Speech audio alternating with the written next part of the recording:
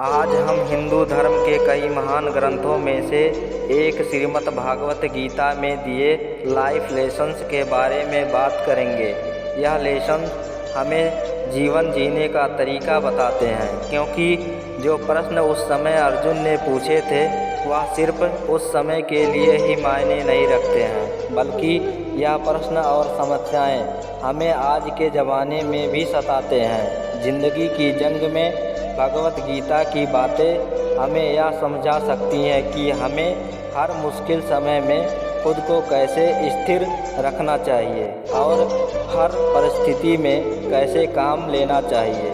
भगवत गीता ने दुनिया के कई महान लोगों की भी सोच बदली है, जैसे अल्बर्ट आइंस्टाइन, महात्मा गांधी और राल्फ वाल्डो इमर्सन आदि। देश भर में लोगों का तो यह भी मानना है कि जो भी इंसान इस ग्रंथ को पढ़ता है उसे कभी भी पैसों की कमी नहीं होती और बड़ी से बड़ी चुनौती उसका बाल भी वाका नहीं कर पाती, और उस व्यक्ति का व्यक्तित्व इतना स्ट्रांग हो जाता है कि वह जहाँ पर भी जाता है वहाँ के लोगों को बेहतर इंसान बनने के लिए इंस्पायर करता है। आप जानते हैं कि ऐसा क्या अच्छा लिखा है भगवत गीता में, जिसे लोग हजारों सालों के बाद भी आज तक इसे पढ़ रहे हैं। तो चलिए जानते हैं भगवत गीता से हम क्या सीख सकते हैं। पहली बात, बुरे हालात कुछ न करने से ही आ जाते हैं, लेकिन अच्छे हालात पैदा करने के लिए एक्शन लेना पड़ता है। भगवत गीता शुरू ही इस उद्देश्य के साथ होती है कि अगर आप कुछ हासिल करना चाहते हो लेकिन आप खुद कुछ करने के बजाय अपनी किस्मत को भगवान पर डाल देते हो कि वह आपका काम करे और आपकी लाइफ को बेहतर बनाए, तो ऐसे में आपको बुरा रिजल्ट ही मिलेगा। बिल्कुल वैसे ही जैसे कि आपको गंदा होने के लिए कुछ नहीं करना होता, बस बैठे रहो और आप गंदे हो जाओगे। लेकिन साफ रहने के लिए आपको अपनी जगह से उठना पड़ेगा, बाथरूम में जाना पड़ेगा और नहाना पड़ेगा। ऐसा इसलिए क्योंकि हमारी बॉडी दुनिया के डिसऑर्डर से फाइट कर रही होती है, और जो इंसान इस फाइट में इनएक्टिव हो जाता है वह इंसान अपनी ज़िंदगी के हर पहलू में हारता रहता है। दूसरी बात, बदलाव एक जीवन का नियम है, इसीलिए हर खुशी या दुख अस्थायी होता है। अध्याय 2 के श्लोक 14 में श्री कृष्ण कहते हैं, ओ कुंती पुत्र, तुम्हारी इंद्रियां आवाज़, गंध, स्वाद यह महसूस करें जाने वाली चीज़ों के संपर्क में आकर तुम्हारे अंदर ठंड, गर्मी, सुख, दुख या तनाव जैसी स्थिति पैदा करती हैं। यह अस्थायी हैं, यह जैसे आती हैं वैसे चली भी जाती हैं। इसीलिए इन बदलाव को सहना सीखो। सफलता या महारत हासिल करने के लिए एक इंसान को परिस्थितियों के हिसाब से ढलना होगा, बेहतर समाधान ढूंढने होंगे और अपनी उपलब्धियों को पहचानना होगा। इसीलिए बदलाव को स्वीकार करो और हर परिस्थितियों में खुद को मजबूती से स्वीकार करना सीखो। तीसरी बात, अपना ध्यान अपने काम पर रखो, उससे मिलने वाले फल पर नहीं। यहाँ पर लक्ष्य बनाने की बात की जा रही है। ज़्यादातर लोग या तो डिसाइड कर लेते हैं कि उन्हें क्या प्राप्त करना है, लेकिन वह कभी भी अपने लक्ष्य के रास्ते में आने वाली मुसीबतों को पार नहीं कर पाते। यहाँ तक कि महाभारत में भी जब द्रोणाचार्य अपने छात्रों को तीरंदाजी सिखा रहे होते हैं और उन्हें कहते हैं कि वह पेड़ पर रखी चिड़ियों की आँख पर निशाना लगाना है, और फिर वह अपने सभी शिष्यों से पूछते हैं कि उन्हें क्या दिख रहा है, तो किसी ने कहा कि उन्हें डाली पर बैठी चिड़िया दिख रही है, तो किसी ने बोला पूरा पेड़ और उस पर बैठी चिड़िया।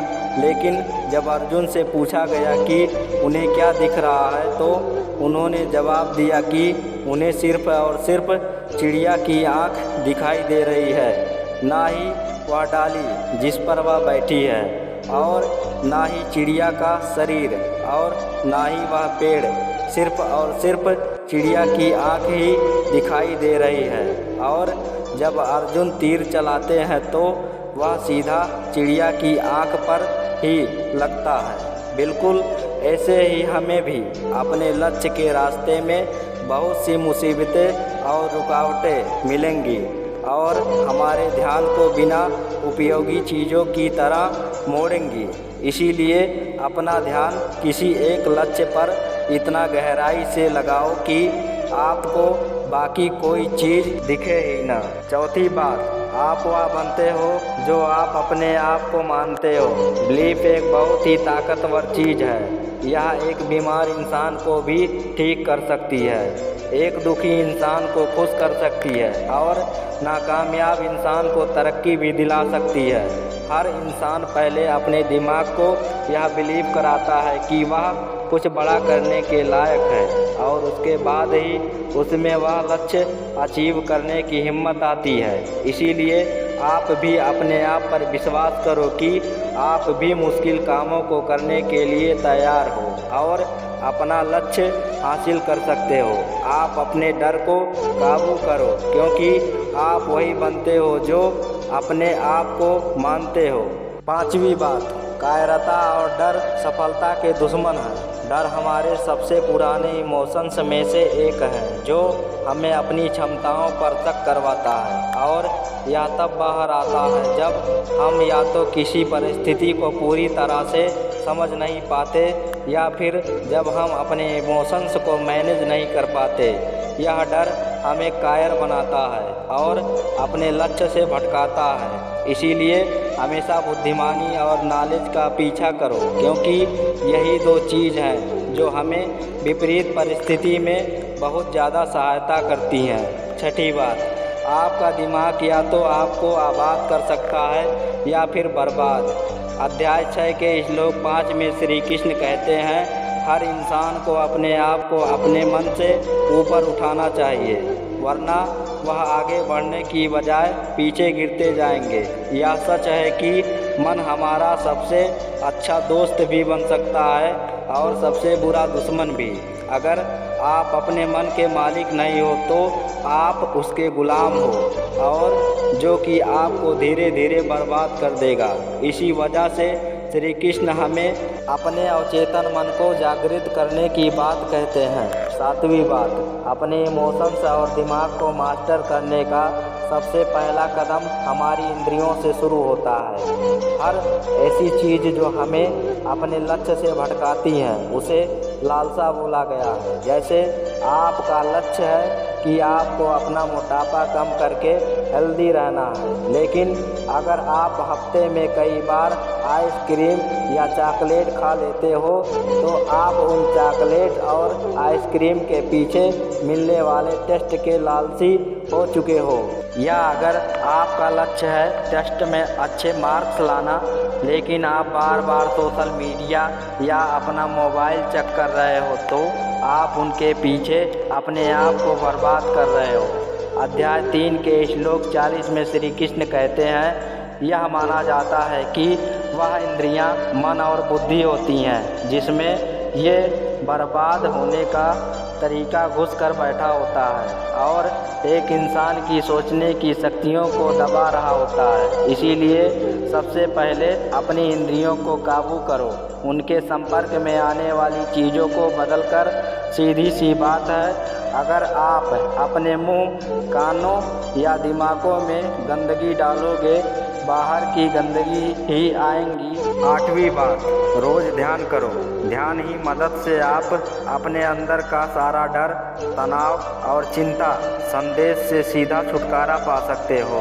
इसके साथ ही श्री कृष्ण अर्जुन को समझाते हैं कि मेडिटेशन आपको यह समझा सकता है कि आप अपने शरीर और ख्यालों से परे हो और आपके अंदर एक ऐसी चीज़ है जो कभी मर नहीं सकती।